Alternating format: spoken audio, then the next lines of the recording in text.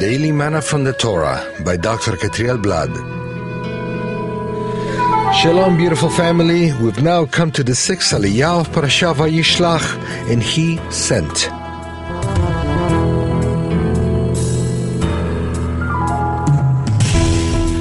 We find today's Aliyah in Genesis 35, verse 12, to chapter 36, verse 19. Today's reading will take place in verse 18 of chapter 35. And so it was, as her soul was departing, for she died, that she called his name Benoni, but his father called him Benjamin. Why did Yaakov change the name Benoni?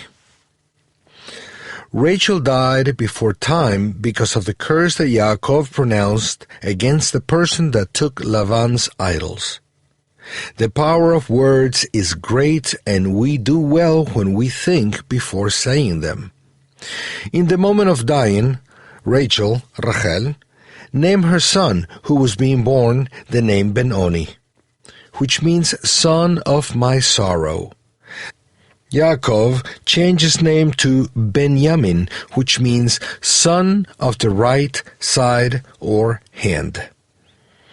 In the geography of the Torah, the east is always on the front, not like nowadays, where maps place north ahead. Therefore, the right side also implies south. In Psalm 89, verse 12, the Hebrew word yamin appears as a reference to the south. That's why Rashi says that the name Binyamin is a reference to the place of birth of this son. He was the only one who was born in the land of Canaan, south from Padan Aram, where all the other sons of Yaakov were born. Yaakov didn't want to allow the sorrow of losing his beloved wife to prevent him from reaching the goal that he had set in his mind since leaving Laban's house.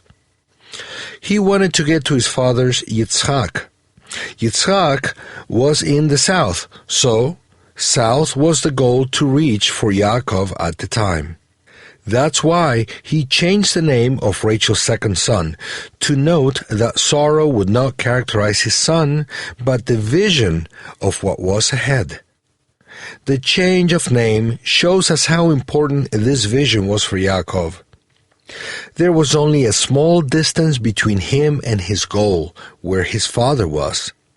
Hebron is not far from Beit Lechem, and finally, Yaakov reached the goal and he could see his father.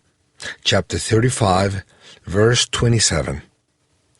Don't allow sorrow and grief that come across your way to make you lose sight of the goals that the Eternal placed ahead of you. May Hashem help us not to fall in the pit of bitterness, but to reach our goals. Shalom.